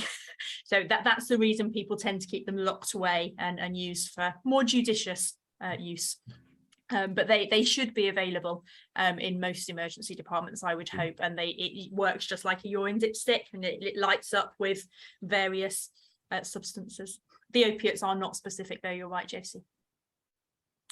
So yeah, I think the major thing that enabled us to make the diagnosis and to successfully treat the child at that situation was just a high level of suspicion. So we were able to manage that particular. Are there any legal precautions, especially around chain of evidence? If you suspect if you suspect fabricated or induced illnesses and you want to take samples in order to demonstrate them, then you do need to think about chain of evidence. You should not be doing this without the involvement of the police. Okay, if you suspect fabricated or induced illness, there is the substantial college guidance on how to manage this situation. But you know, let's say you're in the emergency department and you're not aware of any particular process, you would be calling 999 at that stage. So you need to get the police there urgently. Now, chain of evidence, it is likely that if you were taking a urine sample, that it probably would be medical staff that were taking the urine sample rather than the police. If you are thinking about using evidence as part of a criminal prosecution, then it should really be the police that are taking the evidence. What you can do in terms of chain of evidence is that you can take the sample, and it needs to be placed into a sealed container and placed into a sealed plastic bag. And the person who takes the sample from the child then takes the sample to the laboratory and signs it into the laboratory to say, since the sample left the patient to when I'm signing it into the laboratory, nobody else has touched it and the bag has remained sealed. And so that has to be documented clearly. And there is probably a book in your laboratory that enables you to do that. And then the laboratory needs to know that they follow a chain of evidence process with the sample within the laboratory. So it is very easy for samples to be thrown out in court if chain of evidence is not followed appropriately. So I think it's less about knowing how to take a sample to the laboratory for chain of evidence, but more just the fact that you should not be thinking about that without having the police involved. It's absolutely imperative that you've got police and obviously social care involved where your level of suspicion of fabricated or induced illness is that high.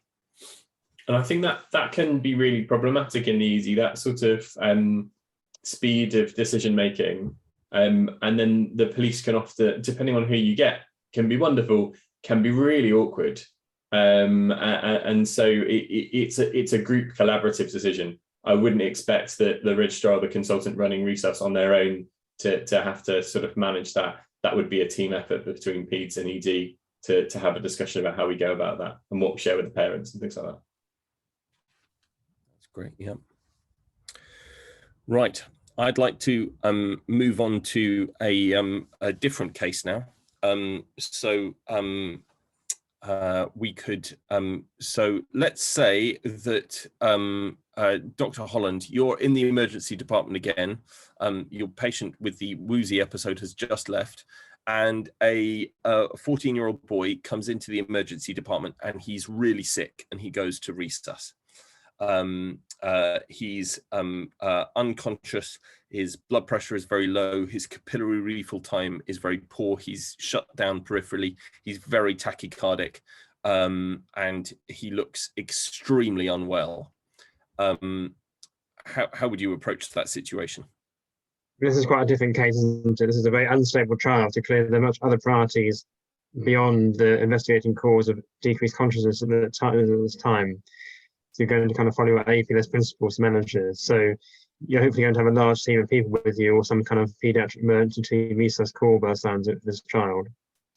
So working through let's say that you're the lead. So you're the one that's sort of standing back, Lisa McKenzie style, with your sort of leaning against the wall, arms folded, just kind of like muttering words of wisdom to people as they proceed like busy bees around the patient. What would be your kind of like headline approach to that that child? Well, it's just right. So we need to know that you get something handover first. What's the handover from the paramedic crew? Just what I've said. Okay. So basically an unconscious 14-year-old, and there's not much other information, mottled. Yeah, and sick as a dog, no history of trauma. They went to the patient's house, and that's the way he was found. Okay. And then I'll leave it up to the ED guys to decide about C-spine stabilization and unconscious patient with unclear history of trauma. And the airway, is the airway being you're worried that he's very sick, so the anaesthetist looks like keen to intubate. Okay, well, they're the expert in the airway. If they think that's appropriate, it sounds like it might be appropriate in this case. He's breathing by himself. At least before the intubation. Yeah. And there's no, you have to also, I'm going to assume that there's no evidence of problems of breathing prior to intubation in terms of there's equal chest sounds and rise and that kind of thing, and no evidence of external trauma. Cardiac wise, it sounds like there's a problem, isn't it? So he's mottled and pale. So mottled, pale, tachycardic. And then you said his peripherally is cold to touch, and you said peripherally very cool. Yeah. Essentially. Essentially, capillary refill time is prolonged, so about 4 to 5 seconds. And the heart sounds, not a major issue, but any evidence of a muffled heart sounds. Yeah, you can't find any kind of like physical signs of a cardiac problem. So someone is hopefully putting in some intravenous access or an IO access. Yep. So yeah, you're gonna get some access in, give him his fluid boluses, so he's intubated, ventilated, you got access, you've given him some fluids. What kind of like diagnosis do you think would most commonly be considered in the emergency department at that stage? Shock. I mean, it's shock, isn't it? Septic shock.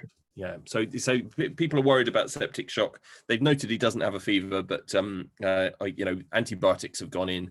and bloods have been sent. Bloods come back now. CRP is about 30, and his liver function's way off. So his ALT is 5,000, and his ALP, I think, is 800. You've got his electrolytes, which are coming back a bit. So his sodium, I think, is 127, and his potassium is 5.8. And I'm going to assume that these are reliable samples. They're all reliable samples. They're reliable samples. Okay. So this one's potassium 5.8. Potassium was 5.8. Yeah. Okay. Okay. The sodium is 132 or something like that. 127. 127. Okay, it's pretty low. The raised ALT and ALP. And again, you mentioned about the blood, the circulation. So it is an issue. Did the circulation kind of respond to the fluid bolus, or did you need to go into inotropes to stabilize that? Yeah, he's going to PICU, so he's going to need some inotropes. He's sick as a dog. Personally managed, and the competing assessment Ash has rightly raised in the comments. What's his blood glucose? Yeah, so his blood glucose was lowish, so about 3.4, and his lactate was 3.1 on the gas you did. So we'll treat that glucose, because those are arguably a normal blood glucose for a child, depending how you look at it. It's just, obviously he's got encephalopathic, so that needs treating. So you treat that, with your standard glucose bolus. And we assess it. Josie's very wisely suggested adrenal insufficiency as a problem. So I once saw a child with a pneumonia on my ward round, and the child was really kind of like floppy and just kind of doing a lot of sleepy, was rousable, but was kind of, just a bit out of it. And I noted that the sodium was 124, but the child had a good going pneumonia. So I was thinking about SIADH, and I think the potassium was about sort of 5.8, as we said. So, I kind of stepped up the antibiotics, and I was having a bit of a think about it. And I walked down the corridor and I bumped into a colleague, and he said, "How's your ward round going?" And I said, "Oh, I just seen a kid, just,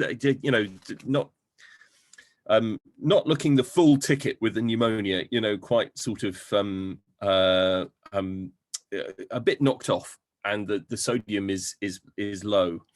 And he went, "Oh, sounds like you need to check for adrenal insufficiency then."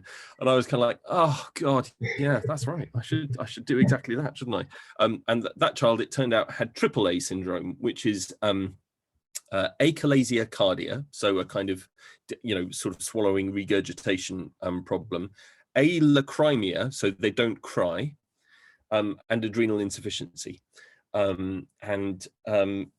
Obviously, I'd never heard of that before, but that was the cause of my patient being sicker than they should have been with that particular pneumonia. But in this case, Josie, that's not the thing I'm thinking of. So it is a really we're not sending a very long chain fatty acid then. No, we don't need to send very long chain fatty acids. Jonathan's referring to adrenal leukodystrophy, which can present with pure adrenal insufficiency without any neurological symptoms as well. But that isn't the situation here either. But I guess it'd be worth thinking about, wouldn't it? I mean, you might give this child cortisol, wouldn't you? If they've effective evidence of adrenal insufficiency, I think you might really just give sensible, it and see. Yeah.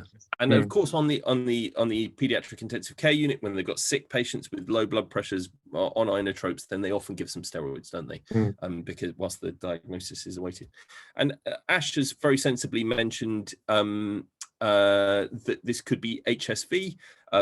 We see a lot of this, particularly in babies, don't we? Sort of extraordinarily sick babies for whom the underlying organism is HSV, and so we cover for herpes simplex encephalitis and the systemic problems that can arise from that in these patients. So yes, you'd probably put some acyclovir in, but it isn't that, I'm afraid, Ash. Given shock and liver dysfunction, we need to think about bleeding and coagulopathy, and that there is a bit of a coagulopathy. So you do your clotting and it's off as well. Just about everything you're sending is coming back off, but there's no bleeding at present. So, so I guess I'll get to my point. So so we're seeing this patient, and this patient is very sick. This is what the emergency department does really, really well. And we're recognizing that it's incredibly important that we treat sepsis and HSV because that's the most common cause of a child with multi-organ failure who's very sick and shocked. But we're in an encephalopathy talk, and this child is unconscious. And the thing we haven't done yet is the ammonia that we mentioned before. So this patient had an ornithine transcarbamylase deficiency. And so the underlying cause of their presentation of multi-organ failure was a urea cycle disorder. So if we'd done the ammonia, it would have been 2000. It's really helpful. I think it's really obvious, isn't it, that when we see a patient who is strikingly encephalopathic in isolation, that's their clinical syndrome, it's encephalopathy, then it's easy for us to kind of click into the decon guidance, isn't it, and kind of to follow that throughout. But actually, when we look at this clinical phenotype, we're seeing shock. And of course, you can be profoundly encephalopathic with septic shock, and so it's not surprising that we don't think about the kind of other important aspects of investigation that we see sometimes with disorders that cause encephalopathy. So in this case, this was a very serious medical problem, and so the patient has a urea cycle disorder. So it's just another thing to add to your armamentarium, really. When you're seeing a patient who's very sick, then just think, okay, we've also got encephalopathy. What do I need to include from the RCPCH decon guidance that perhaps I would have omitted from a sort of sepsis workup? Nick. Thanks, Richard. I guess I from a few recent experiences, wanted to highlight the pediatric specific points in there, which is that I think for older people with infection, a degree of encephalopathy or delirium is relatively common. Apologies, it's been 10 years since I did adult medicine. That might have changed, but I don't think it has. Sheila at 90, when she gets a urinary tract infection, is likely to be confused. For children and particularly sort of teenagers with severe infection, actually encephalopathy with severe infection is, unless it's CNS related, is a lot rarer. And so if someone's, the child I'm thinking of that comes to mind was a 12-year-old who presented with back pain and fever and confusion, and were diagnosed as an upper urinary tract infection. They had back pain, they had fever, and were started on broad spectrum antibiotics for that and admitted to pediatrics. What they had was a pneumococcal meningitis, and they had back pain because they had meningitis, and that was the manifestation of their meningism. But the key was that they came to peds and they were very confused. They were agitated, they were disorientated, and had they been 80, that might well have been a reasonable explanation from a UTI. But at 12, that was very unusual, and that's what led to us looking for other causes. So be wary of children who are significantly confused, especially sort of children who are big enough to sort of talk and have a conversation with you. Be wary of blaming that on non-CNS infection, even if it's sepsis. Ash. Yeah, I totally agree, Nick. I was going to say that, abnormal mentation or abnormal respiratory status in a child without respiratory illness, those two things are highly sensitive for a severe illness of some sort or another. Their circulation in kids does all sorts of things, and the skin does all sorts of things, but neurology and breathing are I think really, really sensitive. Yeah, I was going to say something else, but I'm not going to. Yeah. So yeah, I think that we must all treat these patients. We must cover sepsis, mustn't we? And often in a broad way, because this is common. This is the paediatrician and the neonatologist spectre, isn't it? Sepsis is incredibly important, but sometimes it isn't sepsis, and so that's where we have to allow ourselves to think about these things. Good. Now, I was going to bring in one other case, but we're approaching 11 o'clock, so I think I shall hand back to James for the conclusion of the session. Thank you. Has anyone got any final questions for anyone on our panel? Just in the last couple of minutes. Okay, I just wanted to add that the decompose strategy in some trusts I've worked at is even printed out and put in the emergency folder along with your anaphylaxis and everything else. So I think it is, as everyone's mentioned, very useful. I've popped the feedback form again in the chat if people are happy to fill that out. And I just want to say a huge thanks to Dr. Brown, Dr. Holland and Dr. Schindler, because they were incredibly useful teaching there and cases. So thank you very much, all three of you, for giving up your time to come and it's a pleasure. It's a pleasure. Thanks. Thank you to Jonathan in particular for joining us with his expertise and having written what was a stellar paper. Thank you. Well, slightly out of date now. Thank you. but the ammonia, urine toxicology, and decon guidance points, I think, are well made. So everyone could go away with those 3 learning points. Ash's question about middling ammonia, with my PEM hat on, I ignore.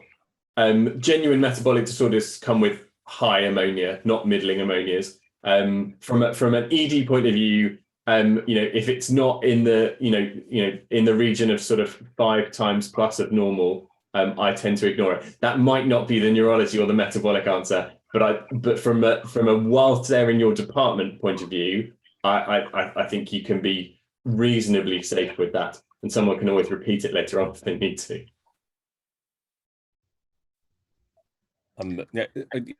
Working in a metabolic clinic, then the urine organic acids are it's a wonderful test because it screens for so many different conditions, and it's always interpreted by a biochemist who knows an unfathomable amount about how to interpret these things.